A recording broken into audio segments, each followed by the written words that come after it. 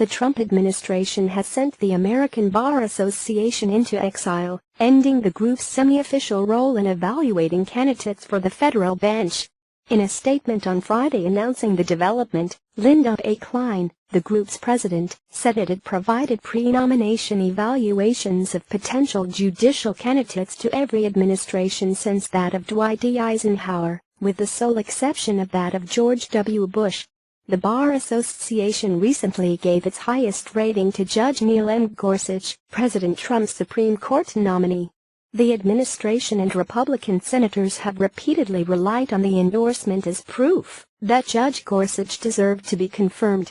Donald F. McGahn, the White House counsel, notified the group of the decision to cut them out of the vetting process in a March 17 letter to Ms. Klein.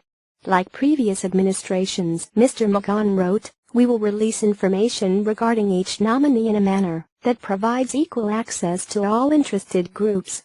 But we do not intend to give any professional organizations special access to our nominees." Some studies have concluded that the Bar Association, a private trade group that often takes liberal positions, tends to favor the nominees of Democratic presidents.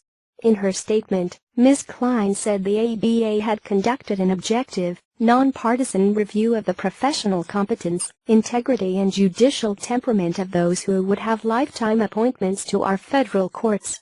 Several prominent Republican appointees to federal appeals courts have received critical evaluations. Judges Richard A. Posner and Frank H. Easterbrook, both on the Federal Appeals Court in Chicago.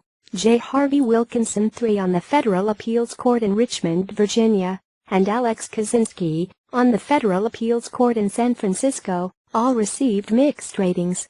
In an interview on Friday, Judge Kaczynski said his ratings had been particularly low.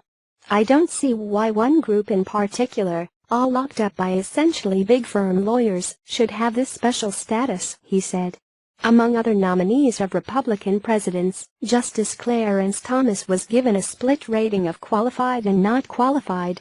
Judge Robert H. Bork, whose nomination was rejected by the Senate in 1987, received a curious decision, with the majority calling him well qualified, but 4 members saying he was unqualified. Republicans have had less to complain about recently. Mr. Bush's 2 appointees to the Supreme Court, Chief Justice John G. Roberts, Jr., and Justice Samuel A. Alito, Jr., both received the group's highest rating. "We do not give the well-qualified rating lightly," Nancy Scott Deegan, an official of the Bar Association, said last week at Judge Gorsuch's confirmation hearings. The group had also given its highest rating to Judge Merrick B. Garland, President Barack Obama's Supreme Court pick, whose confirmation proceedings were blocked by Senate Republicans.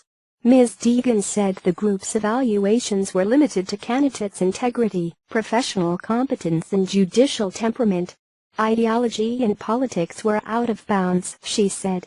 Amy Stejewalt, a political scientist at Georgia State who has studied the ABA's role in judicial nominations, said she was surprised by the move. "There does seem to be in this administration a backing away from the establishment," she said. Ms. Klein of the ABA said her group will continue to provide its objective evaluations to the Senate Judiciary Committee as part of the judicial confirmation process.